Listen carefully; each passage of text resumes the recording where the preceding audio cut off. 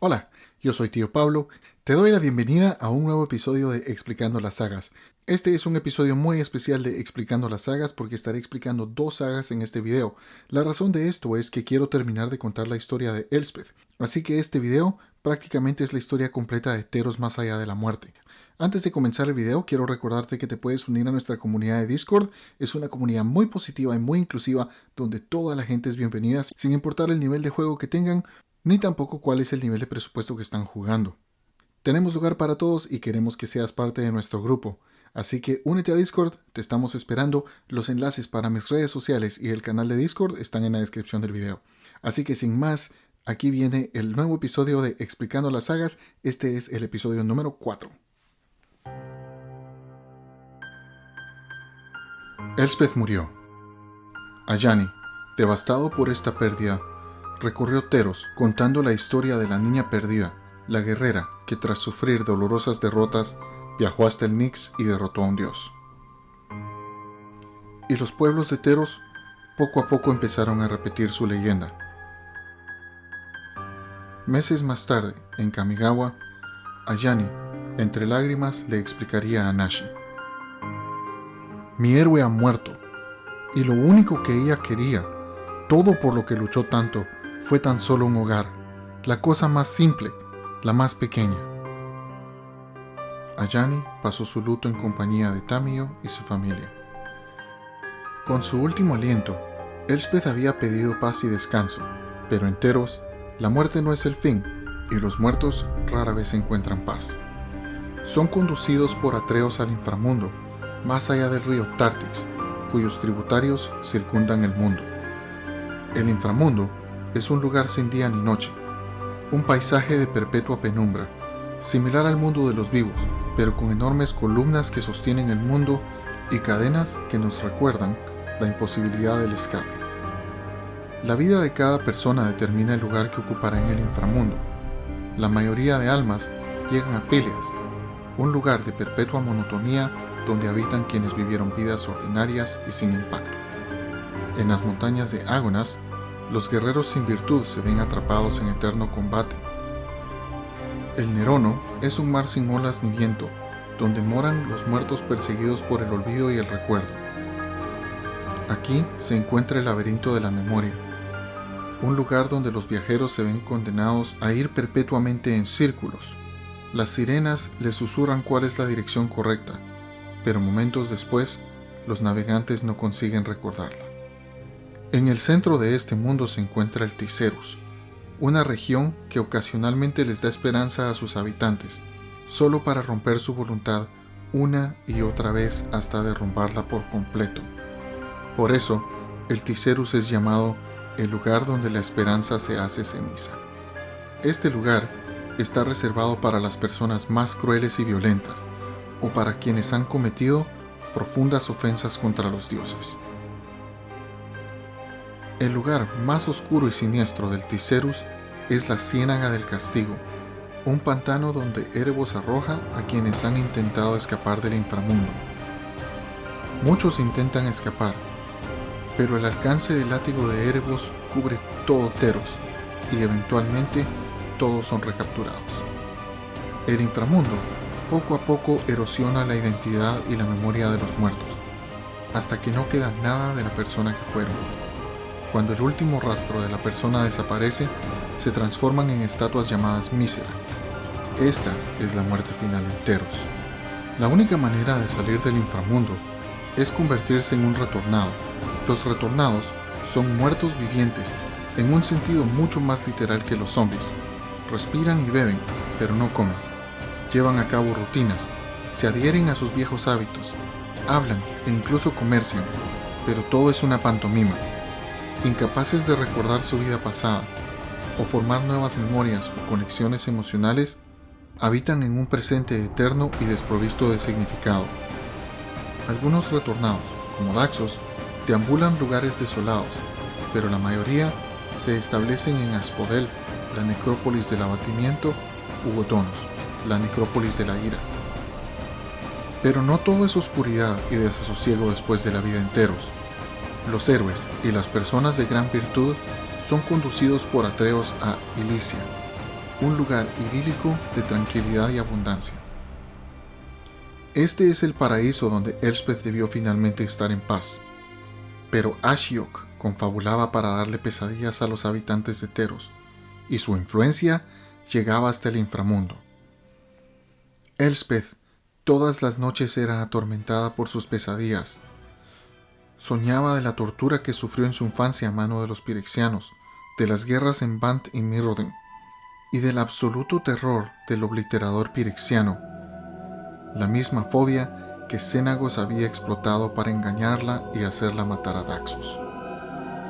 Las pesadillas de Elspeth tenían tal intensidad que llamaron la atención de Ashiok, quien incrementó y magnificó su frecuencia.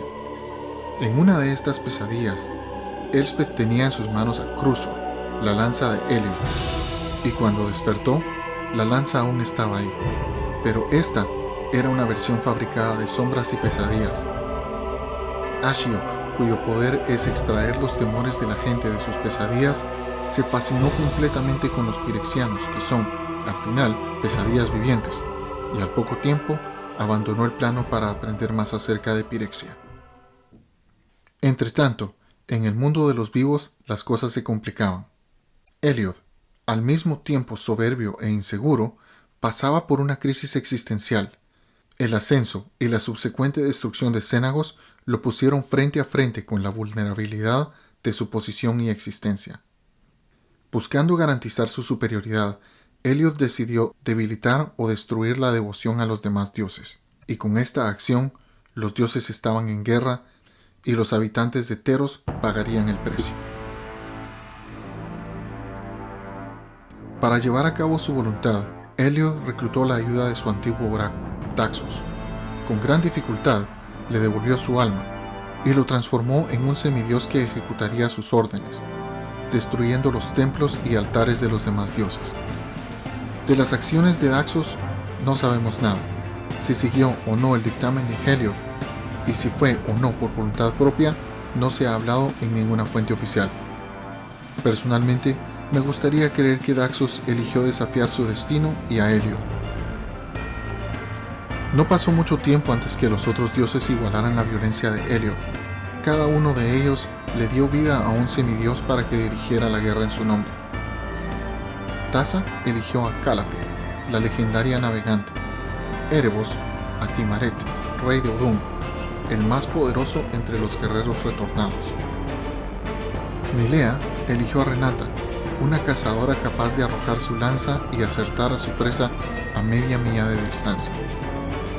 Y Púrfuros eligió a Anax, el antiguo rey de Acros, quien ahora solamente repite una palabra: Simede, Simede, Simede.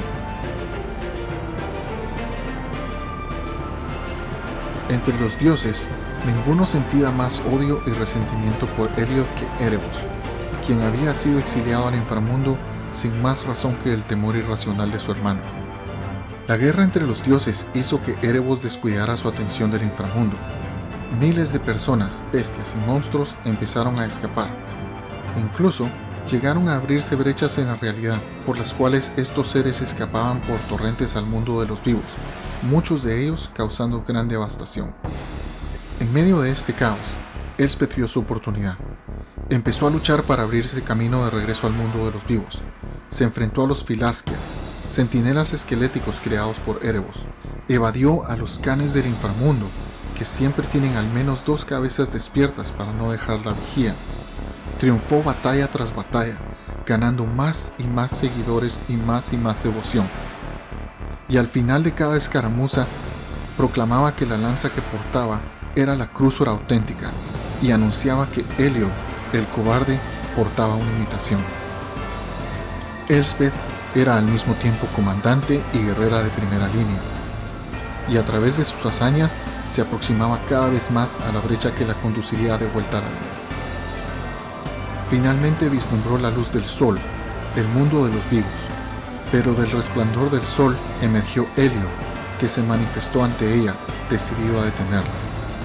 Entonces Elspeth, sin temer ni titubear, tomó su lanza y se lanzó al ataque, y cuando chocaron sus lanzas, la de Heliod se fragmentó en 1000 pedazos. Desde las profundidades del inframundo, la risa de Erebos resonó e hizo eco. Erebos reía por primera vez en milenios, saboreando la humillación de su hermano. Heliod, humillado y repudiado, se vio reducido a un pequeño ser impotente. Sin dificultad, Erebos lo levantó como un juguete y lo condenó a sostener el peso del mundo. Y así, sin más juegos ni complicaciones, Erebos dejó a Elspeth en libertad. Elspeth había conquistado la muerte. Pero aún no había tiempo para un final feliz. El escape de los muertos enfurecía a Clothis, diosa del destino, quien es tan antigua como Crufix. Muchos muertos escaparon del inframundo en aquel tiempo, pero todos eventualmente serían recapturados por Erebos. Pero Elspeth realmente había escapado, y esto debía corregirse. Entonces Clothis creó a Calix, un ser creado con el singular propósito y guiado por la singular voluntad de destruir a Elspeth para regresarla al inframundo. Calix seguía el hilo del destino que lo conduciría a su confrontación final con Elspeth. Cuando Calix finalmente alcanzó a Elspeth, la vislumbró de lejos, en la cima de una colina, mientras ella tenía un breve reencuentro con Daxos, un hombre a quien Elspeth amaba, pero ya no reconocía después de tantas transformaciones. Y un momento después, Elspeth desapareció con un destello y ya no estaba enteros. Calix quedó aturdido por la noción de no encontrar su destino, pero luego se le ocurrió una idea y su chispa de Planeswalker se activó. Calix perseguiría a Elspeth por el multiverso y tendrían varias confrontaciones, y es muy posible que su batalla final aún esté en el horizonte. Elspeth, quien una vez había sido una huérfana perdida por el multiverso, y quien había sufrido crueldad y malicia inmesurable a manos de quienes se sentían amenazados por su simple existencia, triunfó en la batalla imposible contra el destino y la muerte. La historia de Elspeth continúa. Si quieres conocer el próximo capítulo, puedes leer las historias de Nueva Capenna, que ya están disponibles en el sitio de Wizards of the Coast. Y también, muy pronto tendré un video con un resumen de esa historia. Gracias por escuchar. Como siempre, yo soy tu tío Pablo. Te aprecio tal y cual eres, y lo que quiero es jugar Magic contigo. Nos vemos pronto.